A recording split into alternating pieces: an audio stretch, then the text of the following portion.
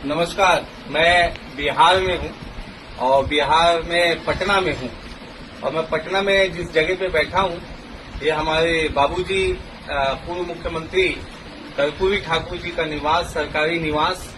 और मैं उनके बेटे डॉक्टर वीरेंद्र सेन जी के यहाँ मैं हूँ और इसी घर से जो है बिहार की राजनीति की शुरुआत होती है और हमेशा जो भी राजनीतिक दल चुनाव लड़ना चाहता है तो यहाँ पे आशीर्वाद लेने अवश्य आता है।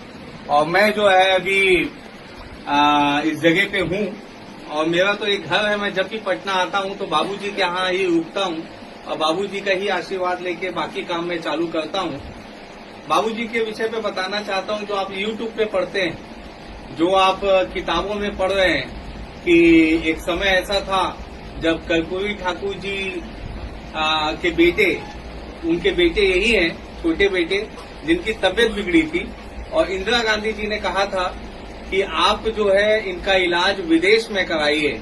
तब हमारे बाबूजी पूर्व मुख्यमंत्री कर्पूरी ठाकुर जी ने कहा था कि मैं सरकारी पैसे से अपने बेटे का इलाज नहीं कराऊंगा, भले ही उसकी मृत्यु क्यों ना हो जाए। ये कड़वा शब्द उन्होंने कहा था और इनका इलाज जो है उन्होंने सरकारी खर्च से नहीं कराया और उसके बाद ये जो है ठीक हुए, स्वस्थ हुए और अभी तक इनका 5 ऑपरेशन हो चुका है। लेकिन उसके बावजूद भी पूरी तरह से उनके फिट हैं और लगातार जो है समाज के लिए, नाई समाज, सेन समाज के लिए हमेशा जो है खड़े रहते हैं। जब मुझे विधायक की टिकट मिली तो उन्होंने मुझे शुभकामनाएं दी, बधाई दी और आज बाबूजी से फिर मैं मिलने आया हूँ। बाबूजी से निवेदन करने आया हूँ कि आप जो है सामाजिक रूप से समाज को मजबूत करने में लगे हुए हैं। साथ में यहाँ पे भी जो है, क्योंकि एनडीए और भारतीय जनता पार्टी की सरकार है, तो मैं अपने तरफ से प्रस्ताव लेके आया हूँ कि आप जो है राजनीति में एनडीए को मजबूत बनाइए, यहाँ सरकार बनाइए। लेकिन बाबूजी का कहना है मैं अपने समाज को मजबूत करने में लगा रहता हूँ, मैं कोई राजनीतिक दल से नहीं हूँ। और स्वाभाविक है, जो नेचर हम किताबों में पढ़ते हैं पूर्व मुख्यमंत्री कर्पूरी ठाकुर जी के विषय पे, वही नेचर इनका भी है।